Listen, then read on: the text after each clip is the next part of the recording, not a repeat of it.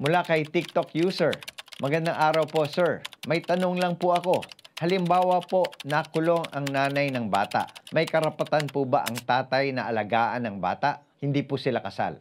Ang pangunahing may obligasyon at karapatan sa pangangalaga ng anak ay ang mga magulang, nanay at tatay, kasal man o hindi.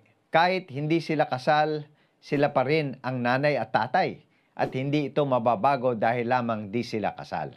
Kung ang nanay ay nakulong at wala ng kakayahang mag-alaga, may karapatan ang tatay sa custody at pangangalaga ng kanyang anak. Ang karapatan na ito ng tatay ay mangingibabaw sa karapatan ng lolo o lola o mga kapatid ng nanay.